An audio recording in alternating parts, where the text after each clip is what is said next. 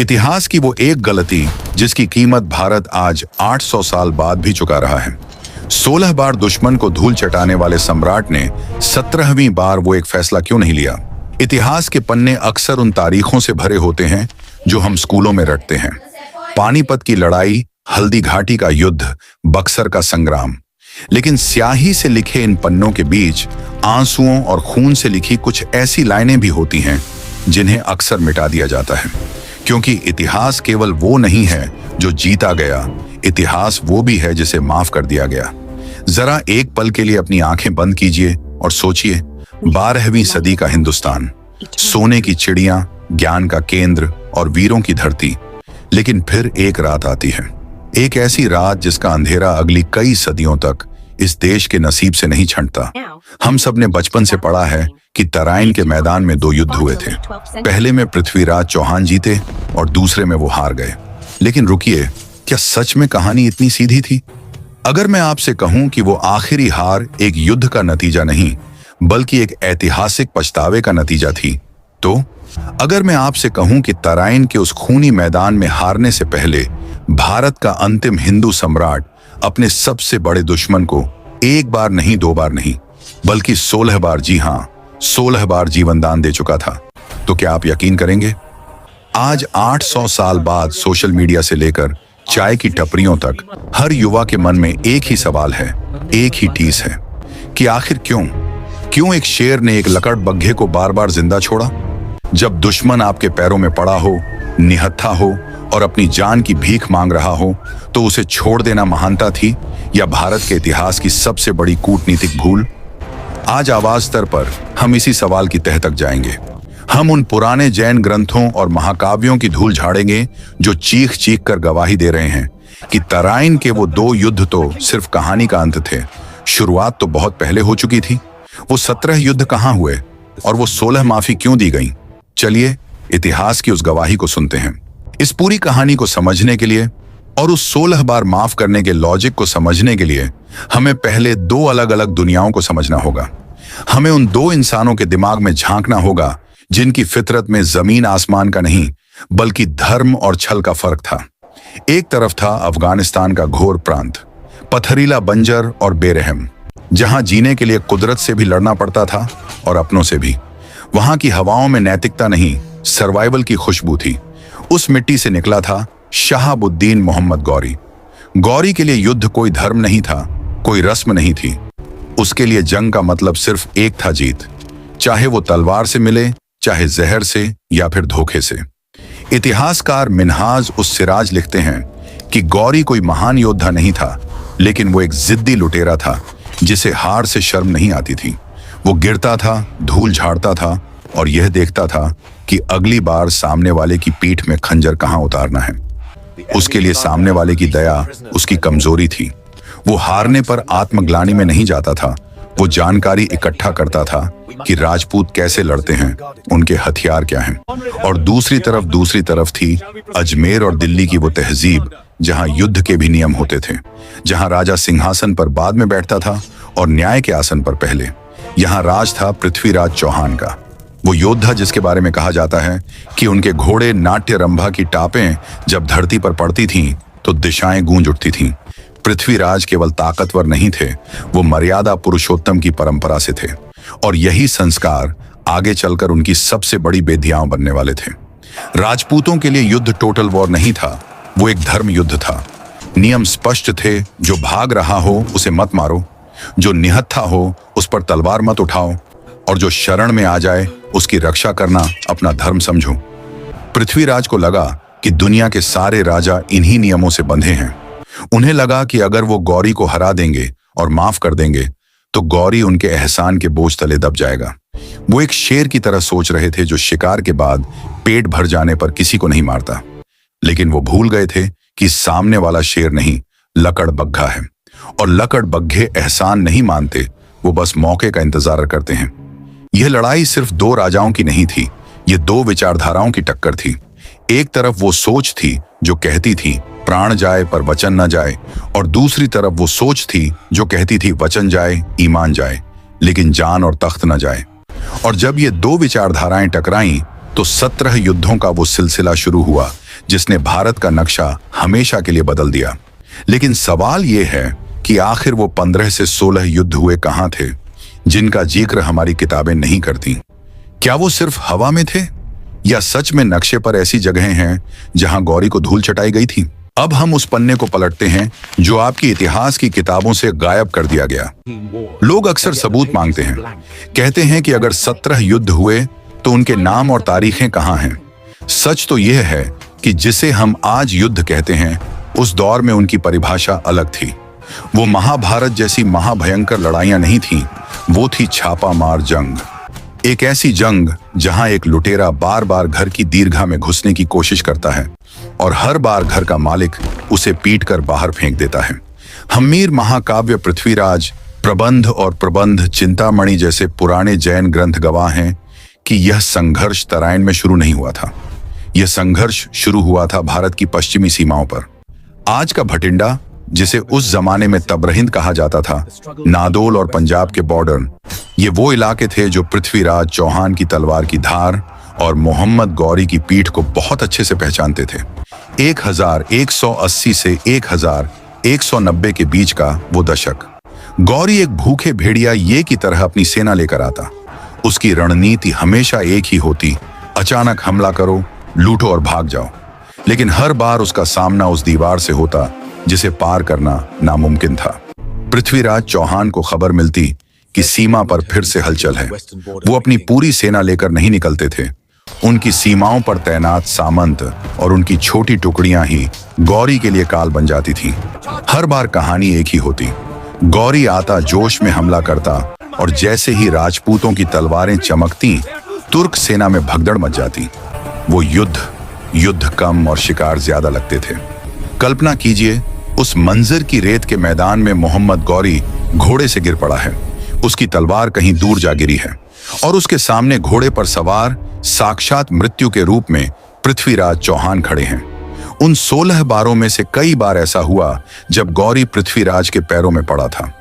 राजपूत इतिहास में तृण धारण की एक परंपरा का जिक्र मिलता है, यानी जब दुश्मन अपने दांतों में घास का तिनका दबा ले तो इसका मतलब है वो कह रहा है, मैं आपकी गाय हूं, मुझे मत मारिए। गौरी, जो अपने मुल्क में खुद को सुल्तान कहलवाता था, यहां भारत की जमीन पर पृथ्वीराज के सामने अपनी नाक रगड़ता था। वो कुरान की कसमें खाता, वो अपनी मां की कसम खाता, वो गिड़गिड़ाता कि बस एक बार जाने दो, कसम खुदा की इस तरफ आंख उठाकर भी नहीं देखूंगा। सोचिए, एक योद्धा के लिए इससे बड़ी जीत क्या होगी कि उसका दुश्मन उसके सामने कीड़े की तरह रेंग रहा हो। पृथ्वीराज उसे ऊपर से नीचे तक देखते, उनकी आंखों में गुस्सा नहीं बल्कि शायद दया और थोड़ी घृणा होती थी। उन्हें लगता था कि इस कायर को मारना अपनी तलवार गंदी करने जैसा है। एक डरा हुआ कुत्ता भला शेर का क्या बिगाड़ लेगा? हर बार सामंत और मंत्री कहते, महाराज इस नाक का फन कुचल दीजिए, लेकिन पृथ्वीराज मुस्कुरा देते। वो कहते, राजपूत डरे हुए पर वार नहीं करता, भाग जा गौरी, तुझे जीवन दान दिया। और गौरी, जैसे ही उसे जीवन दान मिलता, वो अपनी जान बचाकर भागता। धूल में सनी हुई उसकी सेना अपमान का वो कड़वा घूंट पीकर गजनी वापस लौटती। लेकिन ठीक यहीं पर हम सब और खुद पृथ्वीराज गौरी को पहचानने में चूक गए। जब एक राजपूत युद्ध हारता था तो वो उसे अपमान मानता था, लेकिन जब गौरी हारता था तो वो उसे लेसन मानता था। वो उस अपमान को जहर की तरह पीता गया। वो हर बार माफी मांगता, लेकिन उसकी झुकी हुई नजरों में पछतावा नहीं, प्रतिशोध की आग जल रही थी। वो 16 बार माफ किया गया और उसने 16 बार उस रास्ते को, उस रणनीति को और पक्का किया जिससे वो अगली बार वार कर सके। पृथ्वीराज उसे हरा रहे थे, लेकिन उसे खत्म नहीं कर रहे थे। और एक चालाक शिकारी जानता है कि घायल जानवर सबसे ज्यादा खतरनाक होता है। वो 17वीं बार आने वाला था, लेकिन इस बार वो लड़ने नहीं आ रहा था, वो उस भरोसे का कत्ल करने आ रहा था जो पृथ्वीराज ने उस पर बार बार किया था। और फिर आया साल 1192, वो साल जिसे अगर कैलेंडर से मिटा भी दिया जाए तो भी उसका दर्द भारत की आत्मा से नहीं मिटेगा। तराइन का मैदान वही था, मिट्टी वही थी, लेकिन इस बार हवाओं का रुख बदला हुआ था। 16 बार हारने के बाद गौरी समझ चुका था कि आमने सामने की लड़ाई में, यानी तलवार के दम पर, वो पृथ्वीराज चौहान का बाल भी बांका नहीं कर सकता। राजपूतों की भुजाओं में वो ताकत थी कि वो पहाड़ भी काट दें। इसलिए 17वीं बार वो युद्ध करने नहीं आया था, वो व्यापार करने आया था, ईमान का व्यापार। तराइन के मैदान में दोनों सेनाएं आमने सामने थीं, लेकिन इस बार गौरी ने एक चाल चली। युद्ध के बीच में उसने पृथ्वीराज को एक संदेश भिजवाया, मैं लड़ने नहीं आया, मैं संधि चाहता हूं। मैंने अपने भाई को खत लिखा है, जैसे ही वहां से आदेश आएगा मैं अपनी सेना लेकर वापस लौट जाऊंगा। हम सुलह चाहते हैं सम्राट। पृथ्वीराज, जो स्वयं धर्मराज युधिष्ठिर के आदर्शों पर चलते थे, उन्होंने इस सफेद झूठ को सच मान लिया। एक राजपूत के लिए जुबान देना जान देने से बढ़कर था। उन्हें लगा 16 बार की हार ने गौरी को तोड़ दिया है। पृथ्वीराज ने अपनी सेना को आदेश दिया, हथियार रख दो, युद्ध नहीं होगा। राजपूत सेना, जो कई दिनों से कवच पहने खड़ी थी, निश्चिंत हो गई। उन्होंने अपने भारी कवच उतार दिए, तलवारें म्यान में रख दी और उस रात वो चैन की नींद सोए। लेकिन उन्हें नहीं पता था कि उस खामोश रात के पर्दे के पीछे गौरी अपनी सेना को सोने नहीं दे रहा था, वो उन्हें तैयार कर रहा था। वक्त था सुबह के 4 बजे का, ब्रह्म मुहूर्त। घना कोहरा छाया हुआ था। यह समय ईश्वर की आराधना का होता है। राजपूत सैनिक सरस्वती नदी के किनारे अपने नित्य कर्म कर रहे थे। कोई नदी में सूर्य को अर्घ्य दे रहा था, कोई रेत पर बैठकर पूजा कर रहा था। किसी के शरीर पर कवच नहीं था, किसी के पास तलवार नहीं थी। उस वक्त वो सैनिक नहीं, वो सिर्फ भक्त थे। और ठीक उसी पल धोखे का वो तूफान आया जिसने सब कुछ तबाह कर दिया।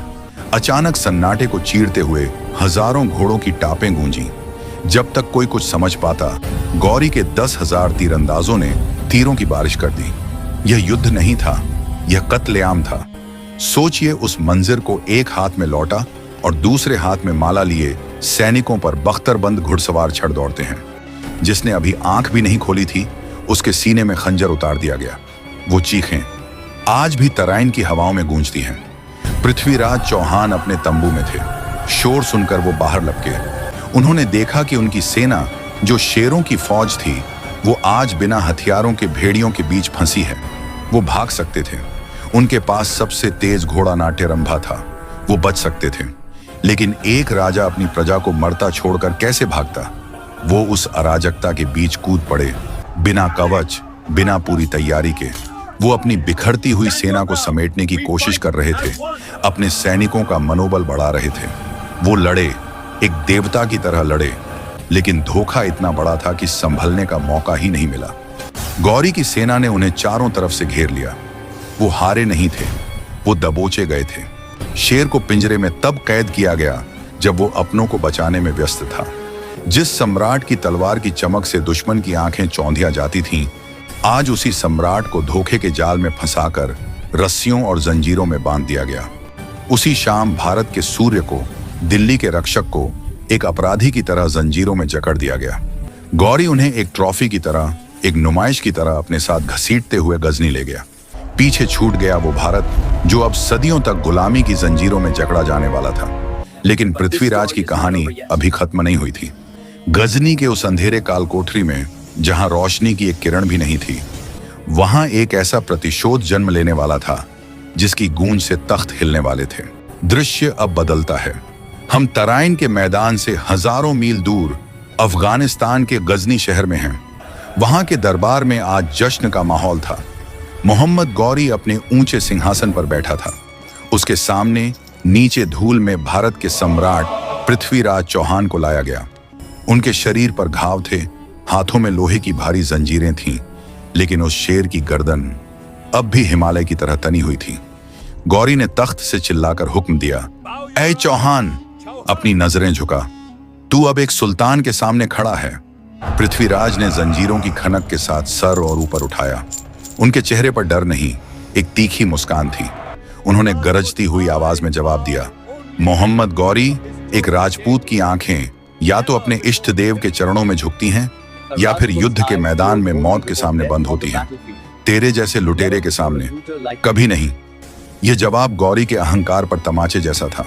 पूरा दरबार सन्न रह गया। गुस्से में पागल होकर गौरी ने वो आदेश दिया जिसने इंसानियत को शर्मसार कर दिया।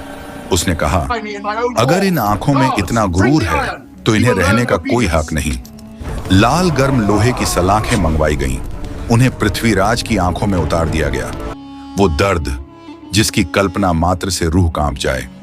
आंखों के सामने हमेशा के लिए अंधेरा छा गया, खून के आंसू बहे।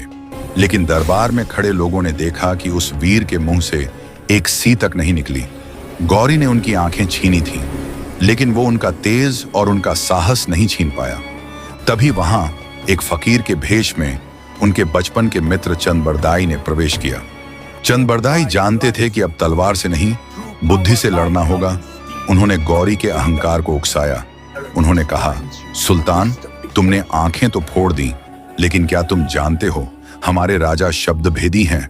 वो बिना देखे सिर्फ आवाज सुनकर अचूक निशाना लगा सकते हैं। क्या तुम वो जादू देखना नहीं चाहोगे? गौरी हंसा। उसने सोचा, एक अंधा लाचार कैदी मेरा क्या बिगाड़ लेगा। उसने सोचा, चलो इसका मजाक उड़ाते हैं। उसने दरबार सजवाया। गौरी अपने सिंहासन पर जमीन से काफी ऊंचाई पर बैठा था। नीचे मैदान के बीचों बीच पृथ्वीराज चौहान को खड़ा किया गया, हाथों में धनुष बाण। पूरी सभा में गहरा सन्नाटा छा गया। शर्त यह थी कि सुल्तान के आदेश देते ही पृथ्वीराज को निशाना लगाना है। पृथ्वीराज के लिए दुनिया काली थी, लेकिन उनका दिमाग शांत था। उनके कान अब रडार बन चुके थे। वो हवा के दबाव को महसूस कर रहे थे। वो इंतजार कर रहे थे एक कोऑर्डिनेट का। और तभी सन्नाटे को चीरते हुए चंदबरदाई की आवाज गूंजी। वो सिर्फ कविता नहीं थी, वो उस दौर का जीपीएस लोकेशन था। 4 बांस, 24 गज, अंगुल अष्ट प्रमाण, ताऊ पर सुल्तान है, मत चूको चौहान। पृथ्वीराज के दिमाग ने 1 सेकंड के 100वें हिस्से में गणित लगाया। 4 बांस की ऊंचाई, 24 गज की दूरी और 8 अंगुल। लक्ष्य लॉक हो चुका था। मांसपेशियां तन गईं, प्रत्यंचा खिंच गई। गौरी को लगा पृथ्वीराज इंतजार कर रहे हैं। उसने मजाक उड़ाते हुए या शायद अपनी मौत को पुकारते हुए जोर से कहा, शाबाश, दिखाओ हुनर। बस यही वो आवाज थी। श ब श। गौरी का बोलना था कि एक सनसनाती हुई मौत पृथ्वीराज के धनुष से छूटी। यह तीर हवा में नहीं, यह तीर ध्वनि की तरंगों पर सवार होकर गया। पलक झपकने से भी कम समय में तीर सीधा गौरी के गले के आर पार हो गया। आवाज वहीं रुक गई। सुल्तान अपने तख्त से औंधे मुंह नीचे आ गिरा। दरबार में भगदड़ मच गई। लोग समझ ही नहीं पाए कि एक अंधे ने हजारों मील दूर बिना देखे सुल्तान को कैसे ढेर कर दिया। यह सिर्फ एक हत्या नहीं थी, यह न्याय था। 16 बार माफ करने वाले हाथ 17वीं बार भी चूके नहीं। दुश्मन के हाथ आने से पहले चंदबरदाई और पृथ्वीराज ने एक दूसरे को कटार मारकर अपना बलिदान दे दिया। वो गिरे जरूर, लेकिन हारे नहीं। उस दिन गजनी की मिट्टी पर 2 शव पड़े थे, लेकिन जीत भारत की हुई थी। एक महाविजय जिसने साबित कर दिया कि शेर की आंखें छिन सकती हैं, लेकिन उसका शिकार नहीं। पृथ्वीराज चौहान और चंदबरदाई उस दिन गजनी की मिट्टी में मिल गए, लेकिन जाते जाते उन्होंने दुनिया को एक ऐसा संदेश दिया जो सदियों तक गूंजता रहेगा। आज हम और आप 800 साल बाद एसी कमरों में बैठकर उन्हें जज करते हैं। कुछ लोग कहते हैं कि वो इमोशनल थे, कुछ कहते हैं कि उन्होंने इतिहास की सबसे बड़ी गलती की। लेकिन दोस्तों, याद रखिएगा, माफ करने का हाकी और हिम्मत उसी के पास होती है जो ताकतवर होता है। कमजोर माफ नहीं करता, कमजोर सिर्फ सहायता है। पृथ्वीराज ने माफ इसलिए किया क्योंकि वो समर्थ थे, वो निडर थे, और हमें अपनी इस विरासत पर गर्व होना चाहिए। लेकिन हाँ, आज की युवा पीढ़ी को, मुझे और आपको उनके जीवन से एक बहुत बड़ी सीख लेनी चाहिए। और वो सीख यह है कि दया करना हमारा धर्म है, लेकिन दया का पात्र देखकर ही दया करनी चाहिए। अगर सामने वाला युद्ध के नियम मान रहा हो तो राम बनो, लेकिन अगर सामने वाला छल कर रहा हो तो श्री कृष्ण का सुदर्शन चक्र बनने में संकोच मत करो। दुश्मन की फितरत पहचानना युद्ध जीतने से भी ज्यादा जरूरी होता है। सांप को दूध पिलाना दया नहीं, आत्महत्या है। अब मैं यह फैसला आप पर छोड़ता हूं। नीचे कमेंट्स में लिखकर बताइए, पृथ्वीराज चौहान द्वारा गौरी को 16 बार जीवन दान देना उनकी महानता थी या भारत के इतिहास की सबसे बड़ी भूल। हम आपके हर कमेंट को पढ़ेंगे। अगर इस कहानी ने, इस बलिदान ने आपके रोंगटे खड़े किए हैं और आपको अपनी मिट्टी पर गर्व महसूस कराया है, तो आवाज जानतर को अभी सब्सक्राइब करें, क्योंकि यह सिर्फ एक चैनल नहीं है, ये एक मुहिम है भारत के उस इतिहास को आवाज देने की जिसे पन्नों के नीचे दबा दिया गया। इस वीडियो को अपने दोस्तों और परिवार के साथ शेयर जरूर करें ताकि 17 युद्धों का यह सच हर भारतीय तक पहुंचे। जल्द मिलेंगे एक और अनसुनी दास्तां के साथ। तब तक के लिए जय हिंद, जय भारत।